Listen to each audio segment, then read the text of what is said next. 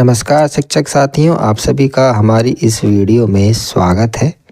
साथियों, आज की जो हमारी वीडियो है वो जैसा कि आप स्क्रीन पर देख रहे हैं, विद्यालयों में प्राप्त धनराशि के संबंध में है। जी हाँ, शासन स्तर से प्राथमिक विद्यालय, उच्च प्राथमिक विद्यालय और कंपोजिट विद्यालयों में जो विभिन्न मदों में धनराशि प्राप्त होती है समय समय पर, वो कितनी आई है, कब आई है, उसका कंपोनेंट कोड क्या है, ये जानना PFMS पोर्टल के माध्यम से थोड़ा मुश्किल है, क्योंकि उस पर पूरे विद्यालय की लिमिट दिखाई देती है।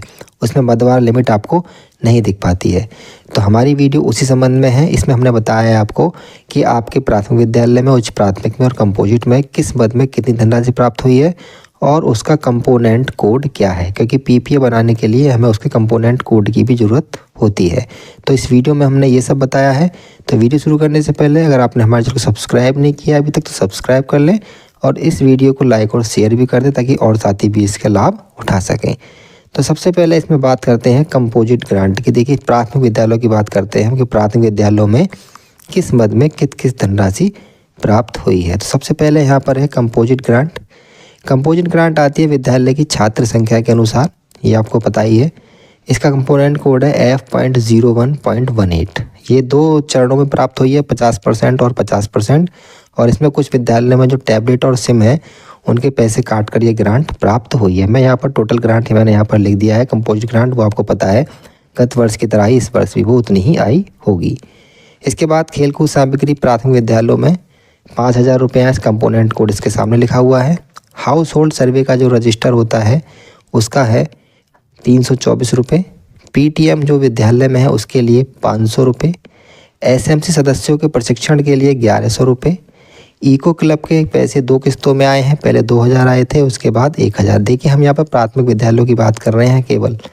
उसके बाद नीचे चलते हैं, अब बात करते हैं TLM की। देखिए, प्राथमिक विद्यालयों में TLM का पैसा जो आया है वो सत्र 2024-25 यानी कि पिछले सत्र में आपके यहाँ जितने बच्चे नामांकित थे उसमें 25 की गुणा कर दीजिए, उतनी धनराशि प्राप्त हुई है। इसकी धनराशि 2 तरीके से आपको यूज करनी है, कक्षा 1 से 2 और 3 से 5। उनके कंपोनेंट कोड यहाँ पर दिए हुए हैं। इसके बाद अगर आपने आउट ऑफ स्कूल बच्चे आपके विद्यालय में दिखाए हैं तो प्रति बच्चा 838 रुपये आपको प्राप्त होंगे। इस 838 में से 600 रुपये प्रति बच्चा स्टेशनरी और 238 रुपये वर्कशीट के लिए है। ठीक है, अगर आउट ऑफ स्कूल बच्चे नहीं दिखाए हैं तो वो ये धनराशि नहीं मिलेगी। अगर आपके स्कूल से कोई शिक्षक संकुल भी है तो 3,000 रुपये TLM बनाने के और 2,250 रुपये बैठक संचालन के भी विद्यालय के खाते में ही आए होंगे। अब अगर आपका विद्यालय आंगनवाड़ी सेंटर भी आपके विद्यालय में है तो बाल मेले के पैसे 1,500 रुपये, मदर ओरिएंटेशन के 4,500 रुपये, को लोकेटेड आंगनवाड़ी हेतु स्टेशनरी के 5,000 रुपये, ये 2 बार आपके आए हैं और लर्निंग कॉर्नर के 10,000 रुपये प्राप्त हुए हैं। ये 4 धनराशि सेलेक्टेड स्कूलों में है जिनमें आंगनवाड़ी केंद्र स्थित हैं। इसके अलावा अभी हाल ही में वार्षिक उत्सव जो मनाना है और शारदा अभियान के तहत 300 रुपये और प्राप्त हुए हैं। शारदा जो है कार्यक्रम 1,200 रुपये और 300 रुपये, ये 2 धनराशियाँ एक साथ 1,500 रुपये प्राप्त हुई है। ये एक ही विद्यालय एक ही दिन की खर्च करनी है। इसका कंपोनेंट कोड यहाँ पर दिया हुआ है। ठीक है, ये धनराशि अभी विद्यालयों में आई है जल्दी में। तो ये बात कर दी हमने यहाँ पर प्राथमिक विद्यालयों के लिए। ठीक है, अब बात करते हैं उच्च प्राथमिक विद्यालयों के लिए कि वहाँ कौन कौन सी धनराशि प्राप्त हुई है। तो देखिए, ये है हमारी उच्च प्राथमिक विद्यालय, लगभग सेम धनराशि है। कंपोजिट विद्यालय कंपोजिट ग्रांट छात्र संख्या के अनुसार होगी, जैसे कि प्राथमिक में है सेम वही उच्च प्राथमिक में, यहाँ कोई अंतर नहीं है। वहाँ खेलकूद के प्राथमिक में 5,000 रुपये थे, यहाँ पर 10,000 रुपये हैं। इको क्लब के वहाँ पर 2 और 1 था, यहाँ पर 3 और 2 हैं, यानी कि 5,000 रुपये हैं। PTM हेतु सेम 500 रुपये हैं यहाँ पर भी। SMC सदस्यों के प्रशिक्षण हेतु 1,100 रुपये हैं यहाँ पर।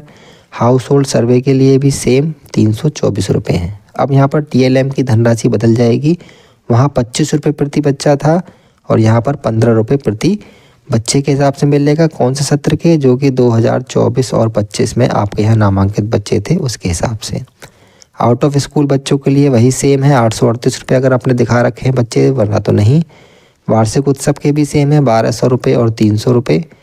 एक इसमें समर कैंप डल जाएगा क्योंकि समर कैंप का संचालन हुआ था इस सत्र से, तो 2000 रुपये मिलेंगे समर कैंप के लिए।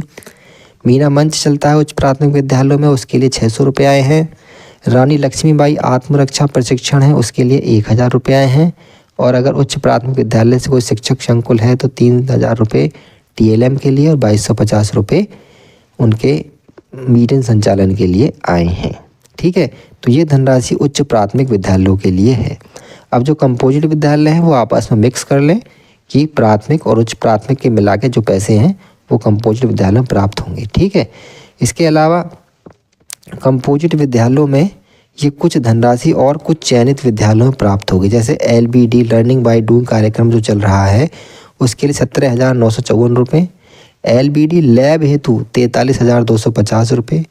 अभी हाल ही इसी सत्र में यूनिफॉर्म और बैंड के लिए जो पैसा है 68,000 रुपये, ये कुछ विद्यालयों में प्राप्त हुआ है। और प्रोजेक्ट बेस्ड लर्निंग के 10,000 रुपये, ये सब केवल कंपोजिट विद्यालयों में ही आएंगे क्योंकि इसमें जो चयनित विद्यालय हैं बड़े बड़े विद्यालय हैं, बड़े बड़े विद्यालय कंपोजिट विद्यालय ही होते हैं। ठीक है, तो ये हमने आपको बताया है कि विद्यालय में प्राथमिक, उच्च प्राथमिक और कंपोजिट विद्यालयों में कौन कौन सी धनराशि प्राप्त हुई है, इसके संबंध में हमने आज की ये वीडियो आपकी जानकारी के लिए बनाई है। हमने यहाँ पर प्राथमिक और उच्च प्राथमिक बता दिया है। कंपोजिट वाले अपने हिसाब से इसमें अंदाज़ा लगा सकते हैं कि अगर कंपोजिट विद्यालय में आंगनवाड़ी केंद्र भी है तो ये पैसा जो प्राथमिक में यहाँ पर नीचे के यहाँ पर पॉइंट दिए हुए हैं ये पैसे उनके आए होंगे।